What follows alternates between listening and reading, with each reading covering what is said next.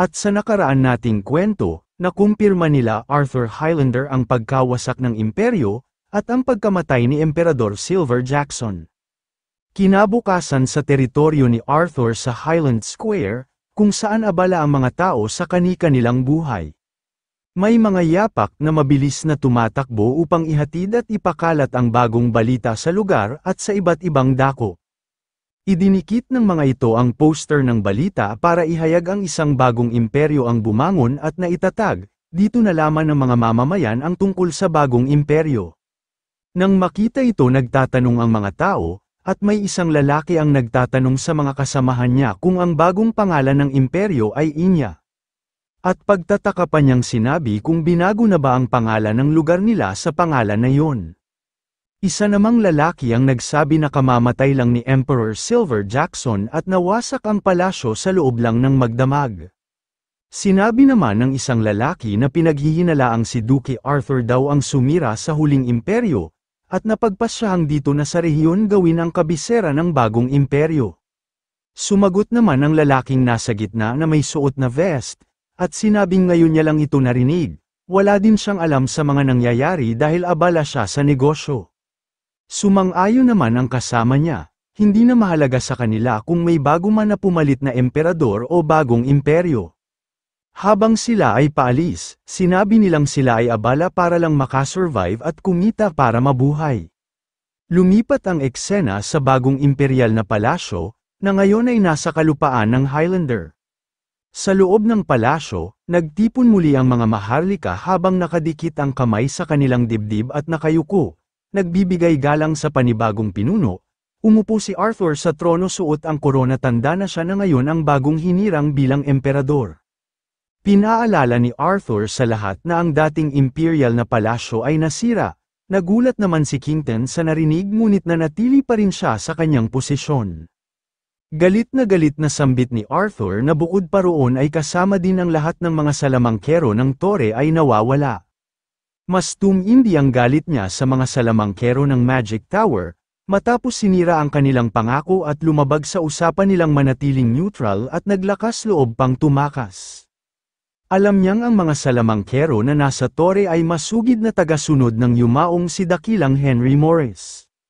Napahawak si Arthur sa kanyang mga labi, at napagtanto na hindi sila interesado sa kapangyarihan o pera o kung ano paman, at naniniwala siyang ang tanging dahilan ng kanilang pagtakas ay paghihiganti sa kanilang guro na si Henry Morris. Matapos nito, biglang tumayo si Arthur mula sa kanyang trono, at tumingin sa mga maharlika para magbigay ng unang kautusan bilang ang kanilang emperador. Iniutos niya na magpadala ng liham sa buong kontinente, pinapangakuan niya ng kapatawaran ang mga bansang voluntaryong sesuko ay magiging kampanya at pagpapakitaan ng awa. Pero sa mga tatanggi, digmaan ang sagot ni Arthur. Nang marinig ito na bigla ang lahat ng maharlika sa utos, alam nilang hindi maganda ang kahihinatnan ng mga susunod na mangyayari. Pero hindi natinag si Arthur, nag-utos pa siyang ipapatay ang lahat ng mga salamangkero sa kontinente. Itinaas ni Arthur ang isang kamay, idinagdag niyang sinabi na ang mga salamangkerong sesuko ay ikukulong, pero ang lalaban ay dapat patayin sa pinakamalupit na paraan. Yumuko ang lahat bilang pagsang ayon sa kanyang mga utos, at wala na silang magagawa roon. Samantala sa Shahatra, sa training ground sa likuran ng palasyo, patuloy na nagsasanay si Herarayan Khan sa espada. Nandoon si Hector sa anyo ng isang ibong maya, tinutulungan siya. Huminto si Herarayan Khan, pinunasan ang pawis at tinanong kung sobrang bagal pa rin ba ang mga galaw niya. Narinig ito ni Henry na paparating, nagtaka siya kung marunong na bang magsalita ng lengguwahe ng ibon si Herarayan Khan. Masaya siya at napahagik-gik ng tawa nang makita ang progreso ni Herarayan sa espada, na mukhang maayos ang training niya sa swordmanship. Lumapit si Henry at sinabing may maganda siyang balita, lumingon si Herarayan sa kanya at binati. Tinanong ni Herarayan kung ano ang balita na dapat ay ikalulugod niya. Masayang ngumiti si Henry, at sinabi niyang wala namang espesyal, pero ipinaalam niya na winasak na niya ang imperyo at napatay na rin ang emperador. Matapos sabihin ito napatawa ng malakas si Henry, habang si Hera Ryan at Hector ay bumukas ang bibig, nabigla sa balitang ito. Hindi pa ito doon natatapos, sunod-sunod na ibinanggit ni Henry kay Hera Ryan na napatay niya si Aizen Shonan, at si Marcus Alfred, inilahad din niya na nagtatag ng bagong imperyo si Arthur, at may masamang plano siya sa buong kontinente.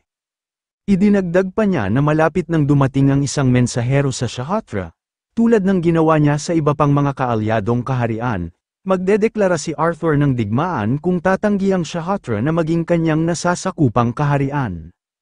Sa dami ng impormasyong yun, hindi na kinaya ni Hera Ryan, na himatay siya kasama si Hector na nasa anyong ibon.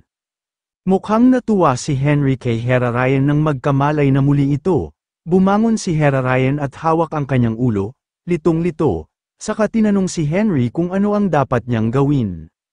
Pinakalma siya ni Henry at sinabing wala siyang dapat ipag-alala dahil nakipag-alyansa na siya mismo sa kanya.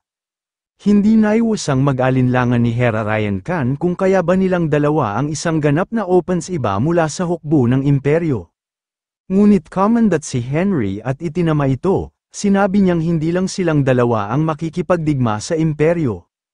Pagkatapos, pinaandar ni Henry ang mga mahiwagang portal sa likuran niya. Pagkakita sa mga kaalyado, napanganga si Hera Ryan Khan sa gulat. Katabi ngayon ni Henry ang 4 na pinuno ng kaharian sa iba't ibang bahagi ng kontinente. Ang una ay si Dusegan, ang pinuno ng tribong Duskane, mula sa bansa ng mga mandirigma. Si Hila ang binyansagang The Iron-Blooded Queen ng Amaris, mula sa bansang pinamumunuan ng mga babae. Sumunod ay si Sorek Hangwul, ang prinsesang tagapagmana ng isang maliit ngunit talentadong kaharian. Ang huli ay si Dowol, ang pinuno ng Jebang, mula sa kaharian ng silangang kontinente.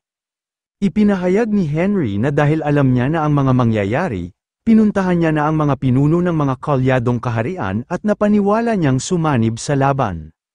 Sinabi niya sa kanila bilang personal na disipulo ni Archmage Henry Morris, at nakamit niya ang antas ng ika-7 bilog na kapangyarihan na ngayoy bagong Archmage ng Magic Tower at naging pinuno ng mga salamangkero.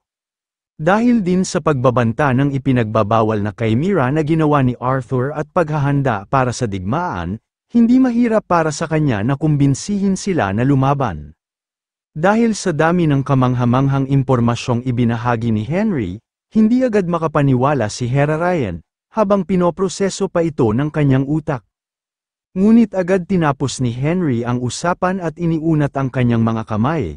Inihayag na layunin niyang tipunin ng 5 estado sa isang kompederasyon, upang lumikha ng isang alyansa ng bansa. Kinuyam ni Henry ang kanyang kamao, sinabi niya kay Hera Ryan na kakalabanin nila ang imperyo at sisiguraduhin na magtatagumpay. Sa sandaling yun, nabalot ng liwanag si Henry, tinakpan ni Hera Ryan ang kanyang mata na nagtataka, kung paanong ang isang tao'y tila lumilikha ng gayong ningning na liwanag. Tinatanong ni Henry ang opinyon ni Hera Ryan tungkol sa paparating na digmaan. Bago pa makasagot, humanga siya sa mga nagawa ni Henry at agad sumang-ayon na sumanib sa kompederasyon at lumaban. Agad na umalis si Hera Ryan kay Henry, sa kadahilanang wala na siyang oras na dapat sayangin, kailangan pa niyang pag-aralan ang sining ng espada. Biglang lumitaw ang isang asul na liwanag sa tabi ni Henry, alam niyang ito'y ang summoning scroll na ibinigay niya kay Commander Asylon, nagpapahiwatig na isang emergency. Pumasok sa isipan niya si Commander Asylon, at akala ni Henry na baka mayroong nangyari sa Caliven Fortress, kaya agad siyang nagtungo roon. Tinanggap siya ni Commander Asylon sa kanyang tanggapan, habang ikinukwento ni Henry ang mga nangyari, nang marinig ang buong kwento napasabi na lang si Asylon na ang buhay ay talagang puno ng mga sorpresa. Tiningnan niya si Henry at sinabi niyang matagal na siyang naninirahan sa mundong ito. Hindi niya inaasahan ang katotohanang siya ang direktang disipulo ni Archmage Henry Morris, nakahanga-hanga. Wala din siyang ideya kung ano ang nangyayari sa labas ng Caliven Fortress, kung alam niya lang na nakikipagdigma si Henry kay Arthur dahil sa masamang plano nito, ibibigay niya ang tulong niya, subalit humingi siya ng paumanhin tungkol doon. Para kay Henry ayos lang ito, dahil si Commander Asylon ang nagbabantay at nagpoprotekta sa lugar na ito. Dahil dun kaya ni Henry na lumaban ng hindi nag-aalala tungkol sa anumang bagay. Nagpasalamat si Commander Asylon kay Henry, at dahil abala siya sa parating na digmaan, ipapaliwanag niya kung bakit niya siya tinawag rito. Tumayo ang Commander, at sinabi kay Henry na sundan siya ng tahimik. Pinapunta ni Commander Asylon si Henry sa isang lihim na lugar, at naglakad sila sa hagdang pababa patungo sa isang dungeon. Pagkarating nila sa lugar, sa likod ng kulungan, may aquarium na may madilim at may kulay ubeng likido. Nang makita ito, kinilabutan si Henry dahil alam niya na kaagad kung ano yun, at tinatawag nila itong dark fluid. Nabigla naman si Commander Asylon na agad itong nakilala ni Henry, at napagtanto niyang itinuro rin ito ni Archmage Henry Morris sa kanya. At alam nilang pareho, may isang dahilan lang kung bakit naging malapot at malagkit ang likidong yun, ang muling pagkabuhay ng Demon King. Iniulat ni Asylon na ilang taon matapos itong mamatay, may bagong Demon King na lumilitaw sa pamamagitan ng siwang mula sa mundo ng demonyo at pumapasok sa kanilang mundo. Orihinal na nilikha ang espesyal na unit ng imperyo sa Calivan Fortress upang bantayan lamang ang lugar na iyon at pigilan ang Demon King at mga kampo nito na makapasok sa mundo nila. Sinabi ni Asylon na kailan lamang na mas lumalakas ang mga halimaw, may mga umuunlad na nilalang, kaya paminsan-minsan, nililibot ng Commander ang paligid ng Demon Forest. Nang maalala ni Henry ang huling enkwentro nila ni Asylon, napagtanto niyang matagal nang mag-isa itong naghanap ng bakas ng Demon King. Sa gitna ng pagkabahala, naisip niya, ang muling paglitaw ng Demon King ay sapat na upang pabagsakin ang mundo, at eksaktong dumating pa ito sa masamang oras kung saan nalalapit na ang pakikipagdigma nila kay Arthur. Sinabi ni Asylon na kung magpakita muli ang bagong Demon King, hindi niya kayang pigilan ito mag-isa. Kaya nakiusap siya kay Henry na kailangan niyang tapusin ang digmaan laban kay Arthur at bumalik sa lalong madaling panahon, upang may handa nila ang kanilang sarili na harapin ang bagong Demon King. Naiintindihan ito ni Henry at sumagot, bigyan mo ako ng ilang buwan, tatapusin ko muna si Arthur, at babalik ako para tumulong. Samantala, maagang umaga sa Imperial Palace sa Highlander, kabisera ng imperyo ng Iniya. Isang tagapaglingkod ang mabilis na tumakbo patungo kay Emperador Arthur upang mag-ulat. Yumuko ito at ipinabalita niyang nawala ng komunikasyon ang lahat ng sugo na ipinadala ni Arthur sa mga kaaliadong kaharian. Nang marinig ito nakakunot noo at nakasimangot na nagtanong si Arthur kung lahat nga ba ng sugo na kanilang pinadala ay nawala ng ugnayan sa 5 kaharian, at kinumpirma ito ng tagapaglingkod. Natawa si Arthur dahil sa kanilang kapangahasan, at nagsabing nagpapasalamat siya sa mga yon dahil binigyan siya ng dahilan upang simulan ang digmaan. Ipinahayag din ng tagapaglingkod ang pagdating ng isang mataas na opisyal mula sa kaharian ng Soray na nagngangalang Wusa ay gustong makita siya. Habang papalapit kay Arthur, napagtanto ni Wusa na napakahirap ng makipagsabayan sa emperador, na halos nasakop na ang kalahati ng kontinente. Kaya anuman ang mangyari sa Soray, nais lamang niyang mabuhay. Pagkarating sa silid, yumuko siya kay Arthur na nakaupo sa trono at ipinakilala ang sarili na si Wusa mula sa kaharian ng Soray. Nagtanong si Arthur kung bakit may mataas na opisyal mula sa Soray na nagpunta, gayong hindi pa bumabalik ang sugo na ipinadala nila roon. Sinabi ni Wusa na dumating siya sa sariling kagustuhan at hindi bilang kinatawan ng Soray. Tinanong ni Arthur kung alam ba ng Crown Princess Hangul ang tungkol sa paglalakbay niyang ito, na agad naman kinumpirma ni Wusa. Dahil dito, mabilis na sumagot si Arthur na handa siyang makinig sa kung anuman ang sasabihin ni Wusa. Ikinwento ni Wusa na kamakailan lamang ay dumating sa Soray ang isang salamangkero, isang disipulo at kaalyado ng dating arkimahikong si Henry Morris. Agad na naalala ni Arthur na sa tuwing lumilitaw si Henry Morris, may kakaibang nangyayaring hindi inaasahan, kaya inakala niyang ito rin ang parehong tao na dating dakilang Henry Morris.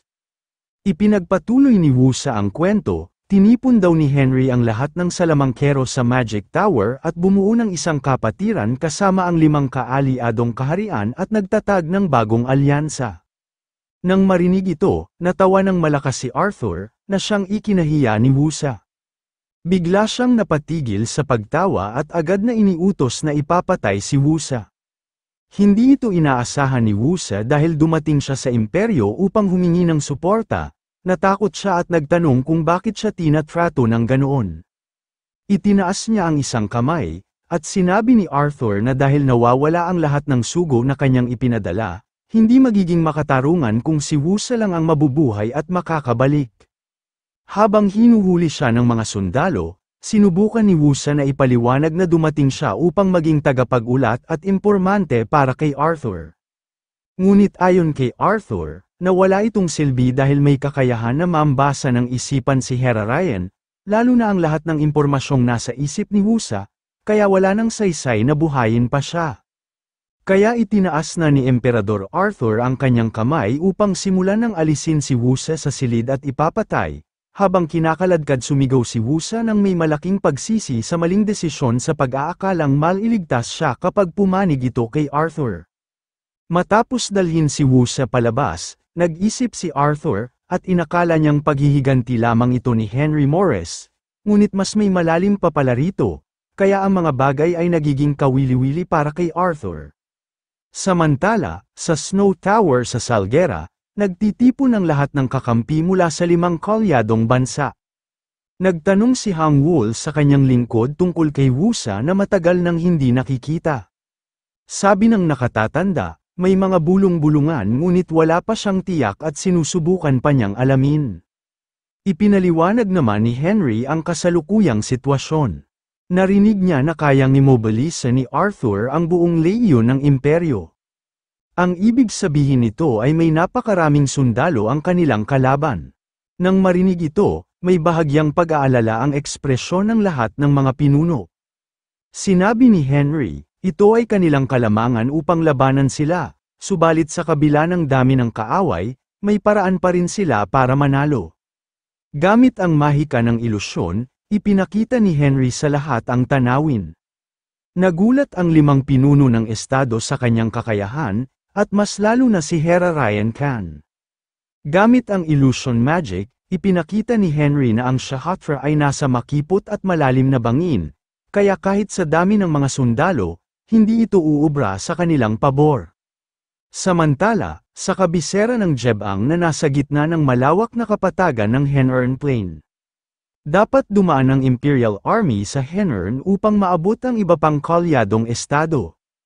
Ito ang kasalukuyang sitwasyon na hinaharap ng Jebang, at sa bilis ng galaw ng kalaban, sila ang unang aatakihin ng walang awa ng Imperial Army.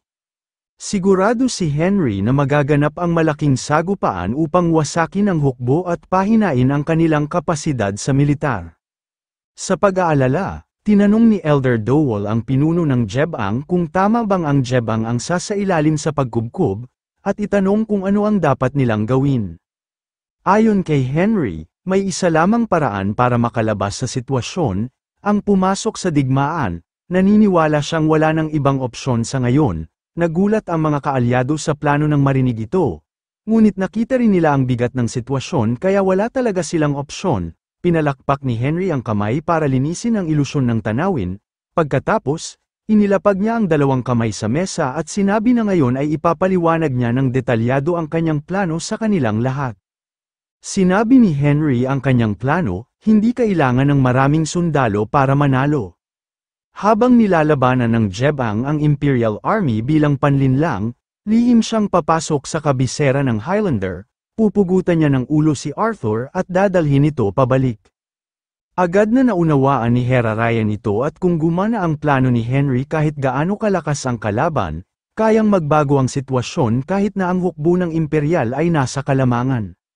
Napangiti na lang si Henry nang sumang-ayon ang lahat ng pinuno sa kanyang plano.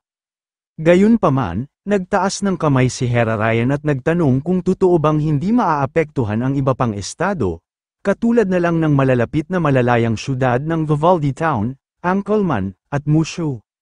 Sinabi ni Henry na ang mga pinakamalapit na bayan tulad ng Vivaldi at Ancolman lang ang maaaring malagay sa panganib. Ngunit tiniyak niya na wala itong magiging problema dahil may kasunduan ng pagtutulungan at may mga master na siyang dinala para sa depensa. Ngumisi siya at tinawag ang estratehiyang ito na rotating wall. Ilang araw ang lumipas, nagtipon ang imperial na hukbo ni Rockefeller sa Vivaldi Town, nagtaas ng mga armas at bandila. Sumigaw si Rockefeller, hudyat upang simulan na ang pagsalakay sa Vivaldi, na agad inatake ang bayan. Sa itaas ng pader ng kuta, nakatayo si Mayor Brent Larsen, pinagpapawisan at nanginginig. Nakita niyang papalapit ang hukbo ng kalaban kaya iniutos niya sa mga mamamana na paputukan sila. Samantala, nanginginig sa takot ang mga sibatero, sa takot na ito na ang katapusan nila. Ngunit, agad na sumunod ang mga mamamana sa utos ni Mayor Brent Larsen at tumutok sa kalaban. Habang lalong lumalapit ang kalaban, iniutos ni Mayor Brent Larsen ang simula ng pag-atake. Dahil dito, tumama ang mga palaso sa mga sundalong nagsisikap na umakyat sa pader gamit ang hagdan. Ngunit ang ilan ay nakapitan pa rin at nakaakyat sa tuktok ng pader kung saan naroon si Brent na agad naman napansin ito. Sa isang pangkat ng sundalo, iniutos niya na itulak ang gulong, sinubod ito agad ng mga sundalo at mabilis na pinaikot ito. Sa isang iglap, mabilis na umiikot-ikot ang pader ng Vivaldi parang buhawi sa bilis. Ang lahat ng kalaban na nagtatangkang umakyat sa pader, ay agad na nahulog at bumagsak. Sa likod ng bakod, napasigaw at napatawa si Mayor Brent na ang ganitong lihim na sandata ay mismong imbensyon ng arkimahikong si Henry at ibinigay sa kanya. Sa kabilang banda, sa isa sa mga silid, kasama si Draken at Arthur habang pinahihirapan ng isang sundalo, nakahawak sa bewang tinanong ni Arthur kung nasaan ang Punisher. Sa kabila ng tinamong sugat, pilit na pinipigil ng sundalo ang kanyang sarili at sinabing wala siyang alam, at kung sakali mang meron siya, hinding-hindi niya ito sasabihin sa isang halimaw tulad ni Arthur. Agad siyang malakas na hinampes sa mukha ng isang maliit na sandata na hawak ni Draken. Sa lakas ng hampas, nawala ng buhay ang sundalo at nalubog sa sarili niyang dugo. Ipinahayag ni Arthur na ang Clive ay lugar kung saan nagtitipon ang pinakamasasahol na kriminal, at ito ay pinamumunuan ng Punisher na si Val Locke. Napagtanto niyang hindi na siya maaaring magpatumpik-tumpik pa at kailangang mapasa kanyang panig agad si Val Locke. Sa mismong sandaling yun, may kamay na sumakal sa leeg ni Draken ng sobrang lakas kaya hindi siya makahinga. Ang may gawa nito ay si Val Locke mismo. Binuhat niya si Draken gamit ang isang kamay habang hawak ang isang dambuhalang maso sa kabila. Lumingon siya at tinanong niya si Emperador Arthur kung bakit niya dinala ang halimaw na si Draken at nagdulot ng kaguluhan. Pagkakita sa maso na hawak niya, agad na tinanong ni Arthur kung yun ba ang kilalang sandata na Dark Punishment, kumpirmado ni Val Locke na siya lang ang makapaghahawak nito. Tinanong niya kung anong dahilan at napadako sa lugar si Arthur. Sinabi ni Arthur na para ito kay Val Locke, at tinanong kung narinig na niya ang pagbagsak ng imperyo at ang pagkamatay ni Silver Jackson, ang taong nag-alaga sa kanya. Sa gulat, hindi ito alam ni Val Locke kaya tinitigan niya si Arthur nang may pagtataka. Ipinagpatuloy ni Arthur ang kwento, na wasak na ang palasyong imperial, nagkawatak-watak na ang imperyo, at alinsunod sa mga alituntunin ng lumang imperyo, nagtayo siya ng bago, at pinangalanan ito sa ilalim ng pangalan ng inya. Kinuyam ni Arthur ang kanyang mga kamao at hiniling niya kay Val Locke na hanapin ang Sum-Ira sa lahat ng ito at maghiganti, upang muli nilang maitayo ang isang mas makatarungang imperyo. Samantala, halos mamatay na si Draken sa pagkakasakal. Pagkatapos mag-isip, ibinagsak ni Val Locke si Draken sa sahig, at nakahinga ito sa wakas. Lumuhad si Val Locke de Onir at nanumpang maglilingkod sa kanyang bagong Panginoon. Nangako naman si Arthur na lilinisin ang natitirang mga kriminal at inutusan si Val Locke na magtungo sa bagong imperyo ng Inya upang simulan ang paghahanda. Nang nakayuko, tumanggap si Val Locke ng utos mula sa bagong emperador. Pagkatapos, hinarap niya ang mga bantay ng Clive at inutusan silang sumunod sa kanya. Ang mga naiwan sa kulungan ay nakiusap na isama sila, dahil alam nilang kung walang bantay, matagal silang mananatili roon. Samantala, si Draken ay hirap pa ring makarecover mula sa sakal, Sinulyapan siya ni Arthur at sinabi na ang lahat ng kriminal sa Clive ay sakop na niya ngayon. Umaasa siyang hindi siya bibiguin ni Draken, napagtanto ni Draken na mas madalas na ang mga eksperimento, kaya tiniyak niyang hindi siya mabibigo. Kahit hirap huminga ng malalim si Draken, ay tila nasisiyahan sa panibagong oportunidad para pag-eksperimentuhan ang mga kriminal.